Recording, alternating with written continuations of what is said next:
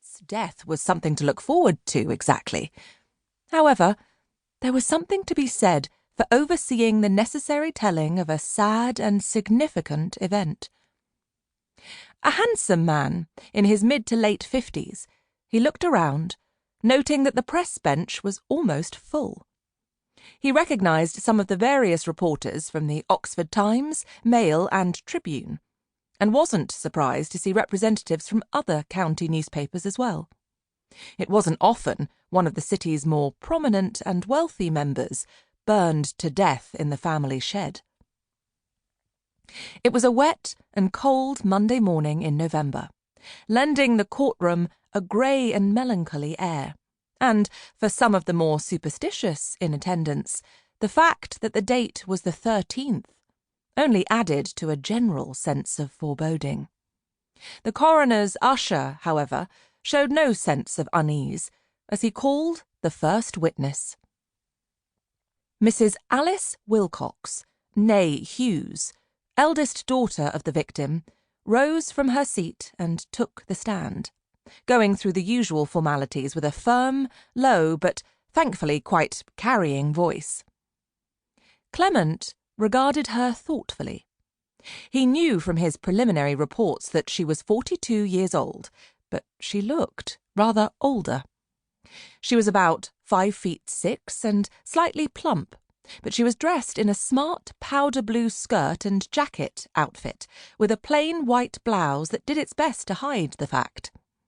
Her greying auburn hair was held up in a firm, no-nonsense chignon, and when she turned to look at him, Clement became aware of how pale she was under her makeup.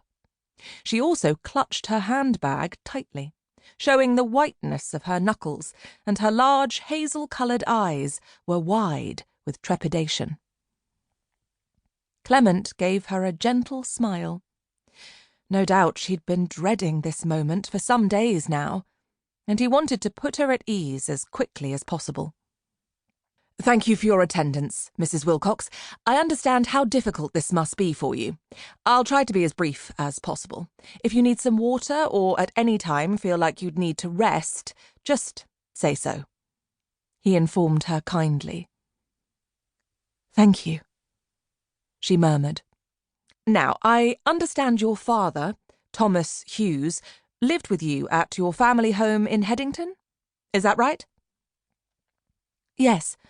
Father was widowed a while ago and found it lonely to go on living alone, so he sold his house and bought a larger property in Headington, with the understanding that myself, my husband and my children would also live there. Since we were beginning to feel rather cramped in our own house, which we were renting, it worked out well for everyone, and it meant I could look after Father, too, of course." "I see. That sounds very sensible," Clement said.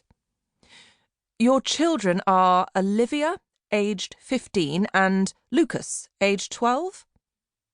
"Yes." "And on the 5th of the month, bonfire night, you held a bonfire and fireworks party for all the family in your back garden?" he prompted. "Yes.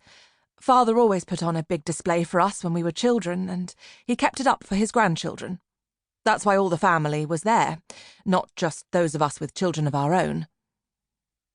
Clement nodded. "The other children belonged to your brother Matthew?"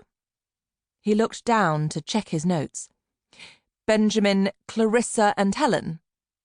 "Yes. They're a fair bit younger than my own, and so we were very excited at the prospect. Grandpa's fireworks parties were always a big event for them. He threw one every year." "Also present were your brother Godfrey and your sister Caroline?"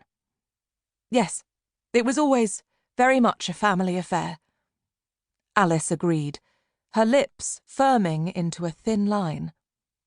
She was so obviously determined not to break down that Clement felt he could now safely ask her to tell them what the jury and the members of the press were all so eager to hear about. "In your own words, can you tell us what happened this particular bonfire night, Mrs. Wilcox?" The dead man's daughter drew in